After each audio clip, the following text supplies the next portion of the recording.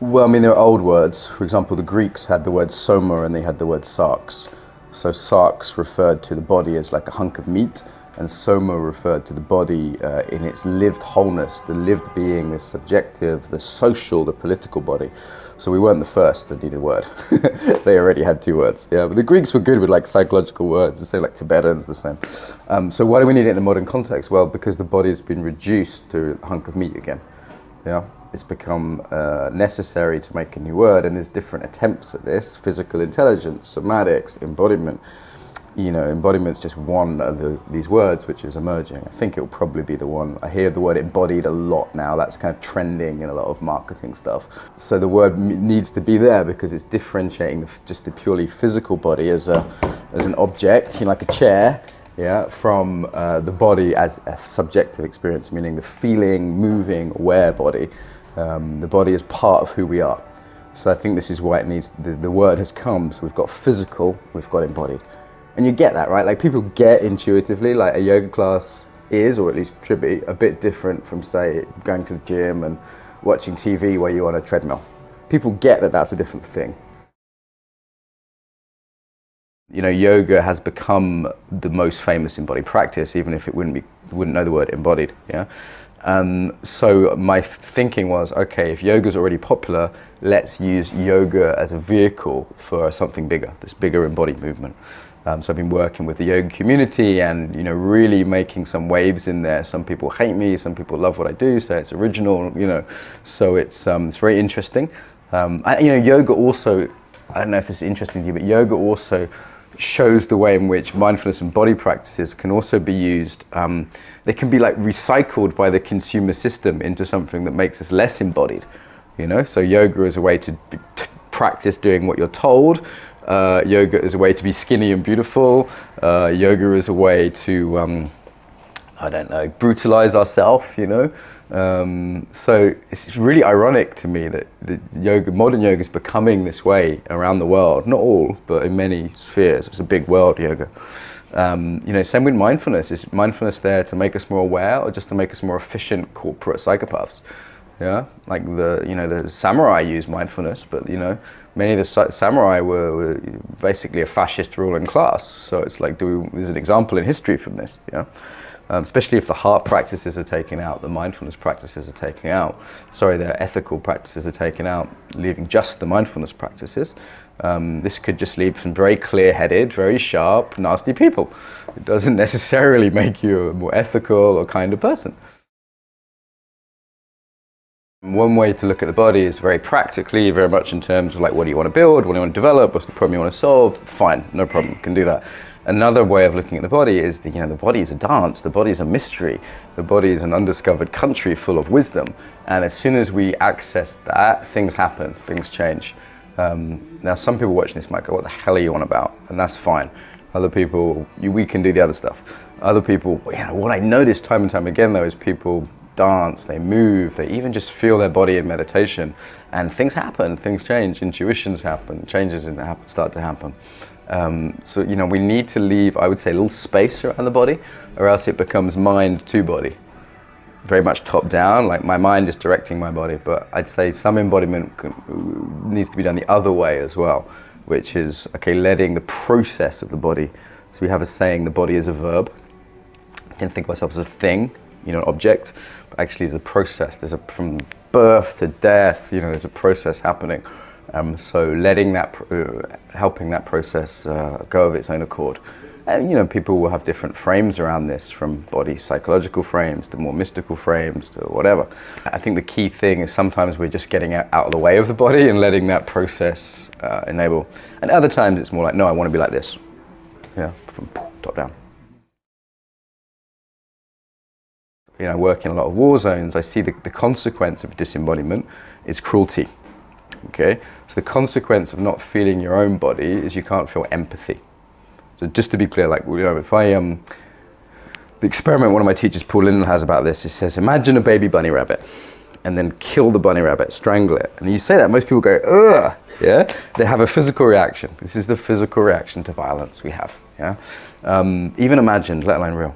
So the problem is when we're cut off my body, when we're numb, either through trauma, Yeah, this can numb the body. We see this a lot.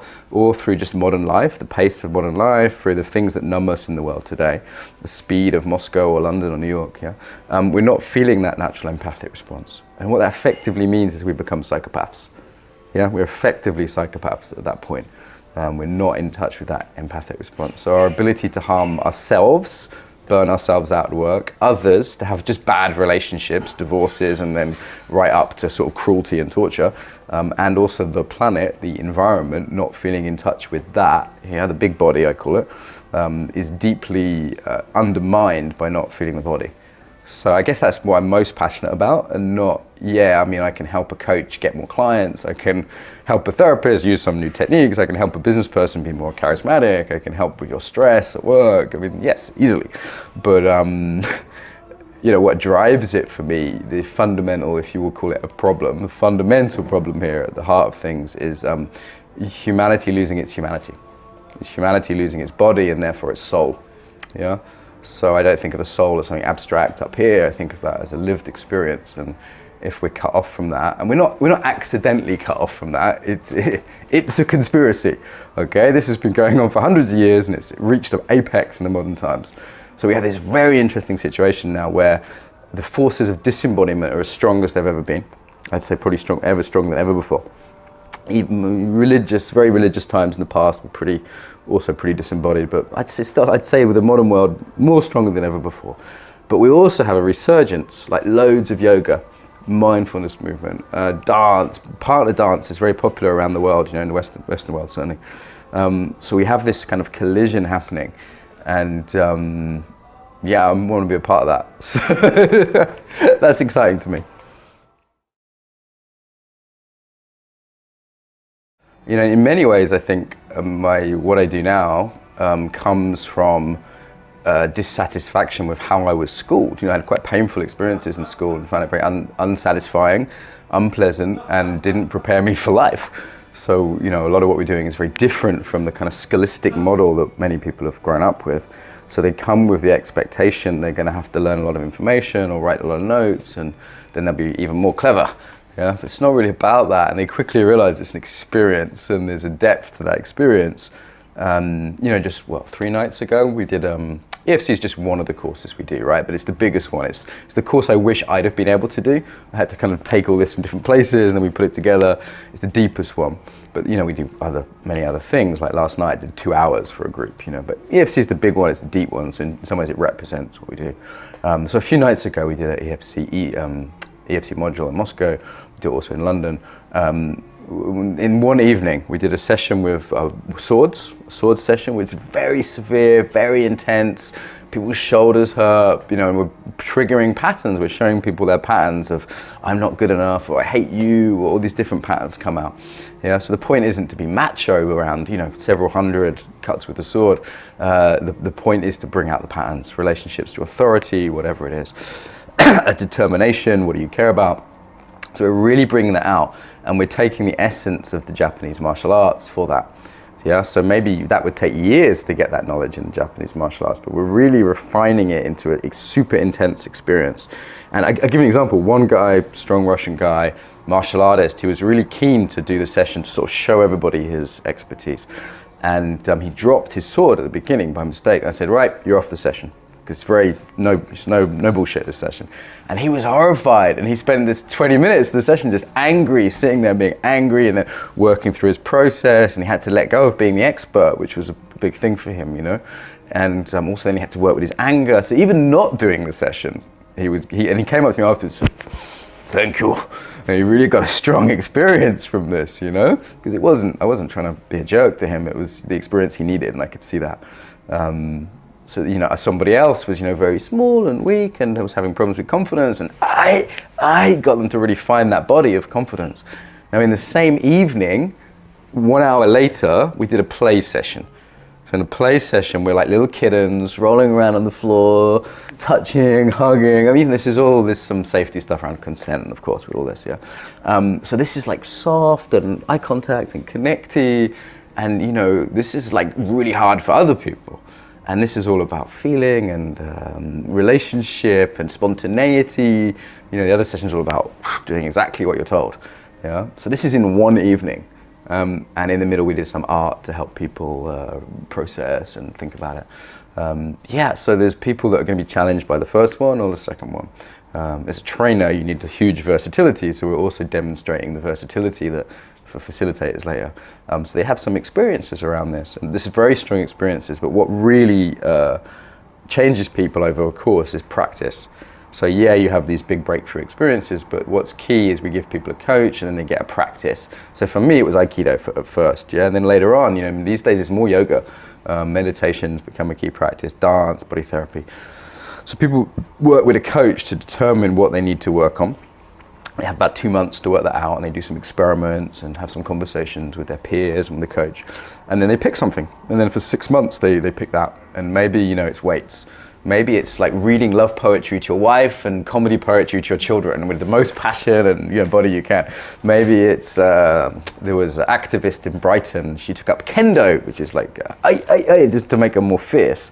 Yeah, other people, they want to become more creative. Other people, they want to get more grounded, you know. So this is, again, it's very individual. It's not do what we do, or you should do this. That doesn't really work because yeah, our joke is we're all fucked up in different ways. Yeah, we all need something different. And so we give a lot of freedom around what you choose to help people build the capacity. And I think this is where embodiment's different from, again, from cognitive learning, is practice. You're not just reading a book and then you've got it. Or maybe going on a weekend workshop with, hey, Tony Robbins, and high-fiving and shouting and all that American bullshit because you feel good, but then it just fades. Yeah. So we're not trying to get people high. You know, if you want to do that, take drugs, it's easier and cheaper. We're giving people a strong experience, yes, but only to motivate a practice. And then they have a peer group which helps with that as well. So practice is the key. And actually we all know this, right? Like, how did you learn English? You practiced. How am I trying to learn Russian? I'm practicing. How did you learn tennis? How did I learn to drive? You practice. This is not a new idea. For sports people, it's a very easy idea. You know, business people don't practice much. It's very interesting. You know, they perform 99%. Sports people are the opposite. They practice 99%. So sports people are very easy to teach. Musicians are very easy to teach. They get it. You know, other people need to be reminded that it's not enough to write down the note and then, right, I've got it.